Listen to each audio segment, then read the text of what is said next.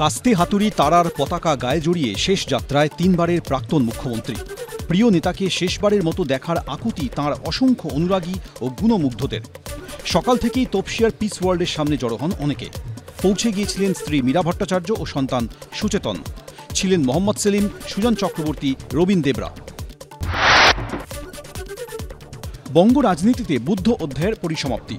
শেষ যাত্রায় গণতন্ত্রের মন্দির বিধানসভায় শাসক বিরোধী সবাইকে এক সূত্রে বাঁধলেন প্রয়াত বুদ্ধদেব ভট্টাচার্য। এক ফ্রেমে দেখা গেল অভিষেক বন্দ্যোপাধ্যায় এবং শুভেন্দু অধিকারীকে। শ্রদ্ধা জানালেন বিধানসভার অধ্যক্ষ, রাজ্য পুলিশের ডিজি, কলকাতার পুলিশ কমিশনার। সুস্থ যখন ছিলেন রোজ আসতেন পার্টি অফিসে, জানালেন বিমান বোস। পার্টি অফিসটা ছিল মন্দিরের মতো, এখানে ছুঁয়েই বাড়ি যেত। গভীর ক্ষতির অনুভব হচ্ছে, প্রতিক্রিয়া প্রকাশ কারাতের। Feeling of deep loss because we have lost a comrade who was one of our most important leaders. বিধানসভায় বুদ্ধদেব ভট্টাচার্যের সঙ্গে কথাবার্তা প্রসঙ্গ উঠে এলো বিরোধী দলনেতার স্মৃতিচারণে।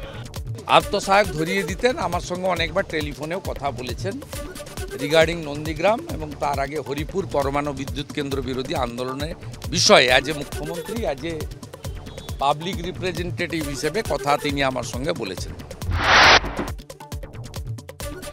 মুখ্যমন্ত্রী হওয়ার আগে থেকেই ওর সঙ্গে পরিচয়, বললেন সৌরভ গঙ্গোপাধ্যায়।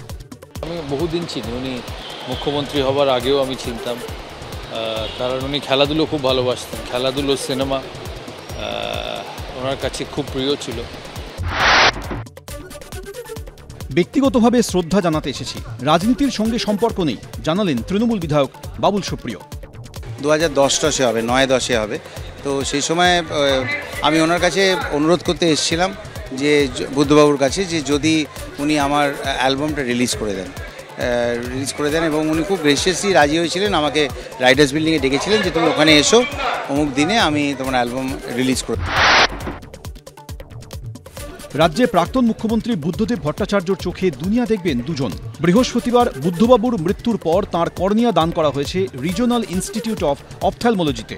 চোখে অস্ত্রোপচারের পর দুই গ্রহীতার শারীরিক অবস্থা সন্তোষজনক বলে রিজিওনাল ইনস্টিটিউট অফ অপথ্যালমোলজি সূত্রে খবর। ঝাড়গ্রামে তৈরি হবে নতুন টাইগার সাফারি। আদিবাসী দিবসে উদযাপনের অনুষ্ঠানে ঘোষণা মুখ্যমন্ত্রীর।